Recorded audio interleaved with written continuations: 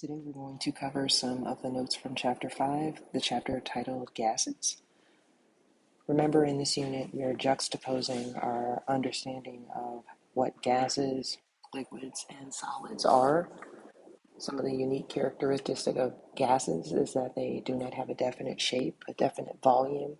Particles move in random motion with little to no attraction to each other, and they're highly compressible. In fact, they are considered the least dense state of matter by far. Remember that density is mass per unit volume. Common units for density might be something like grams per liter. The essential theory that outlines the properties of gases is often referred to as the kinetic molecular theory. There are 4 tenets, and we do kind of have to memorize these, or more importantly, understand them. The first one is that gas molecules are in constant motion. This exerts pressure on the interior surfaces of a container. Imagine a container, particles constantly in motion. As those particles bounce off the inside of that container, they are exerting forces on the interior surface of that container, and that is pressure. The second tenet of kinetic molecular theory that we must know is that because gas particles are so far apart, the volume of the particles is negligible. So when we talk about the volume of a gas, we're talking about the volume of the container. And we totally ignore the amount of space that the individual particles take up. So when you're doing calculations with V, it's always V of the container. The third proponent is that the temperature is the average kinetic energy of molecules.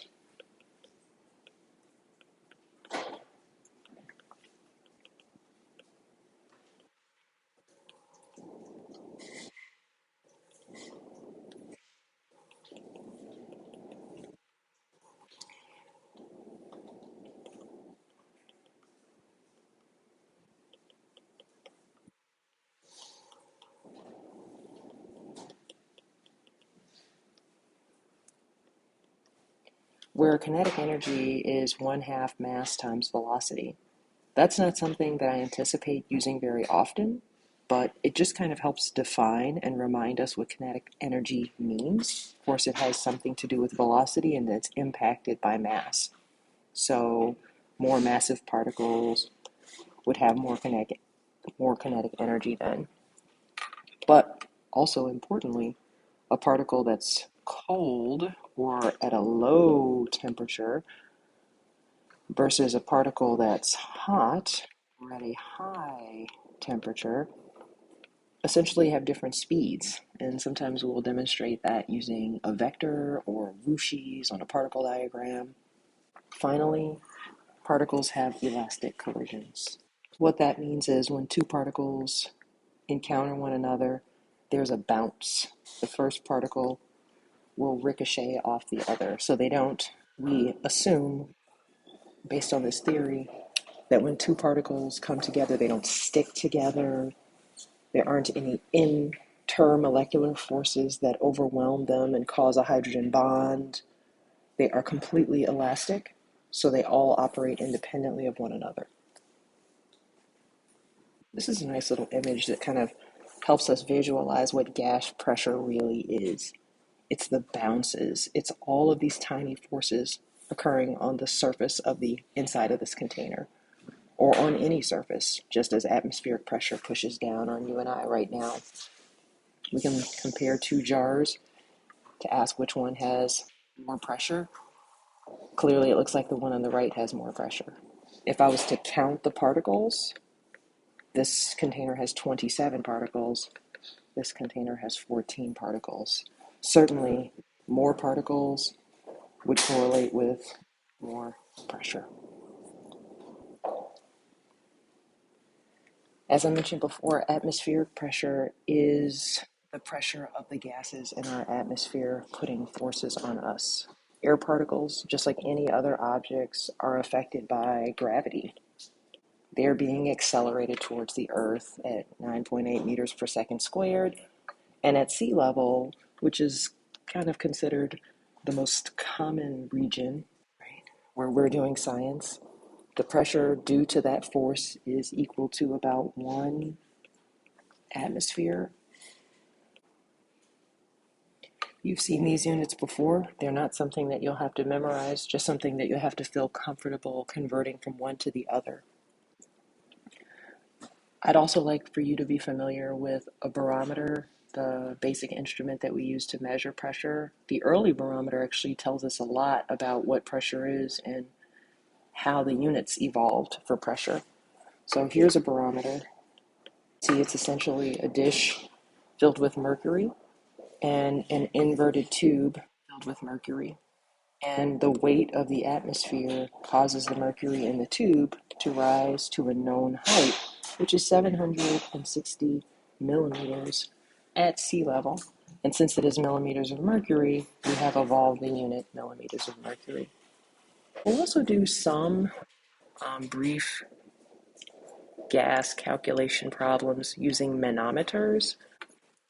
Is an apparatus used to measure the pressure of a specific gas in an enclosed container. What you can see here on the left is that there's a gas closed in a container, there's mercury in a tube, and then the atmosphere is able to push on the other sides. And your job is to compare the pushing from the atmosphere, which we know is 760, and the pushing from the gas. If the two sides of mercury are at the same level, then you know that the gas and the atmosphere are pushing with the same force. So they would both have a pressure of 760. But right here, you can see that the gas is actually pushing less because the level of the mercury is higher. So you know that the pressure of this gas is something that's less than 760. And if you know the value of H, you can simply subtract it from 760 and determine the pressure of the gas. So the P for the gas is the P for the atmosphere minus H. The image on the right, however, is a little different. In this scenario, the gas pressure is pushing harder. You can see that the mercury is at a lower level than the atmosphere. And so the 760 standard never changes, but what can and may change is the pressure of the gas. In this case, the pressure is greater than the atmosphere, which means in order to find that numerical value, we'd be adding H this time. So the P of the gas is the P of the atmosphere plus H. So depending on the push, you would know whether to add or subtract in these manometer problems. Now there are about 5 gas laws that we're going to learn. We don't have to memorize any of them. They'll all be given on an equation sheet. But we have to feel comfortable knowing how to work with them and what the units are. Units are going to be really important. If you get your units mixed up, you're not going to get the right answer for these problems. The first of the 5 gas laws is Boyle's law. It essentially states that pressure and volume are inversely related. As pressure goes up, volume goes down. You can see that pressure is increasing as you move from one sample to the other, and volume, is decreasing. Also, temperature is constant. Boyle's law states that at a constant temperature and number of moles, pressure and volume are inversely related. If you were to, for example, heat something, then Boyle's law wouldn't necessarily be applied because you're adding another variable. Here's a graph that kind of shows the same thing for Boyle's law.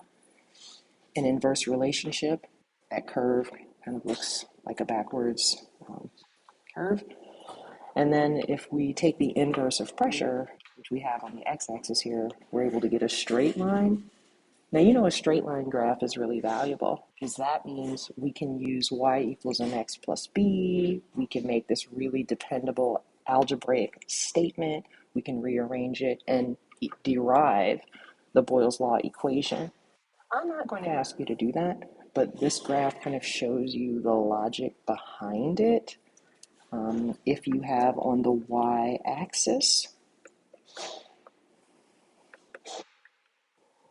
volume, m is the slope, and then you have on the x-axis 1 over p, and you set the y-intercept equal to 0, then the slope, assuming it doesn't change because we have a straight line graph, would be v times p.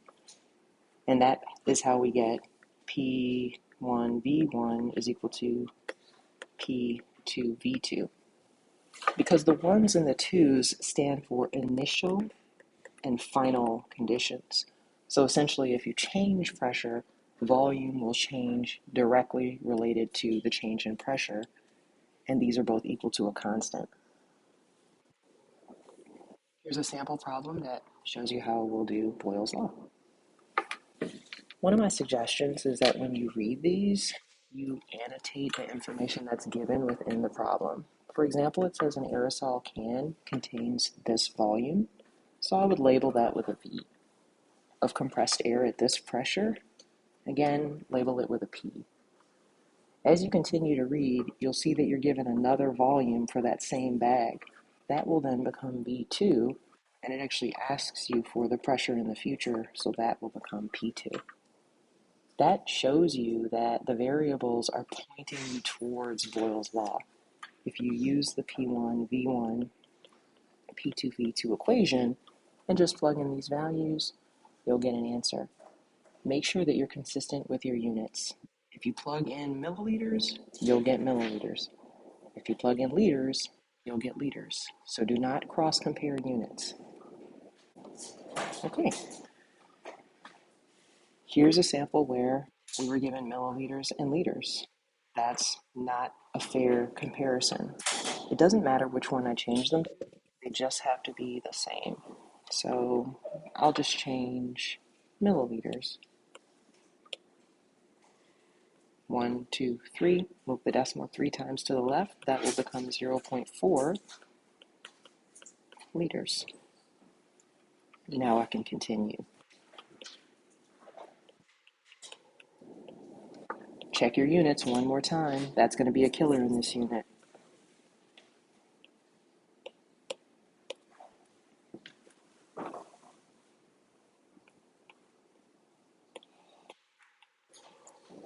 Then finally, you want to check and see if it makes sense. You started with 5 atmospheres at 0.4 liters. If liters became larger, then you know pressure should become something that is smaller, and it has. 0.9 is much smaller than 5.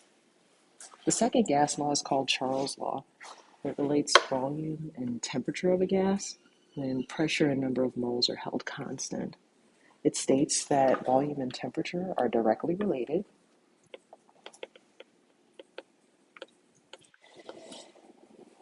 When you increase the temperature of gas, the volume also increases. When you decrease the temperature, the volume also decreases. And essentially, this is our equation. The most important thing is that you must use kelvins. No other unit will work. I'll show you why later. But in order to convert from degrees Celsius to kelvins, you'll have to add 273, and that will give you temperature in kelvins. That's the most important thing. Don't ever forget to do that. So here, we're actually often going to be given degrees Celsius, and that's because a standard thermometer does measure temperature in Celsius. So 273 will almost always have to be added to any temperature value that you're given. And here we get 311. Volume can be in liters or milliliters. Whatever you put in is whatever you get out. So now we'll plug and chug.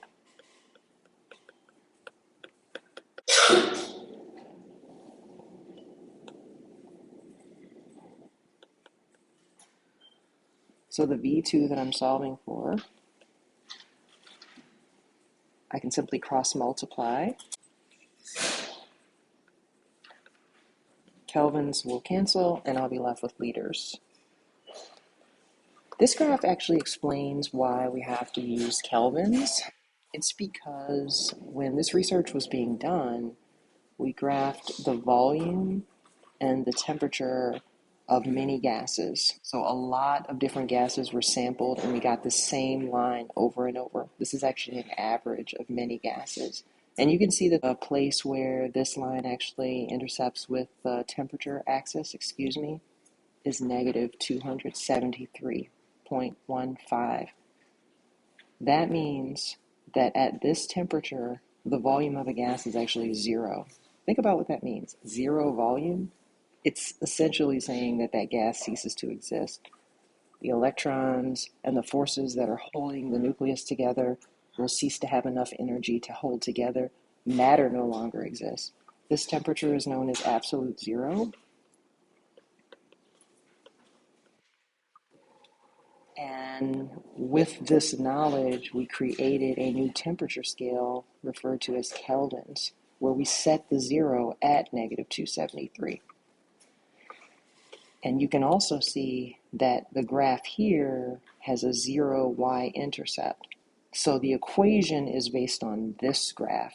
It has no y-intercept, so it's simplified. You can't use the Charles law equation if you don't use kelvins. You would need a different equation that included a y-intercept. It would be more complicated, so just stick with kelvins. The third law is Avogadro's law, and that relates to the volume and the number of moles. It's pretty obvious, right? You add more moles, volume will increase. So here we have another direct relationship. They have some problems like that. I'm actually going to stop here for today and give the homework a try.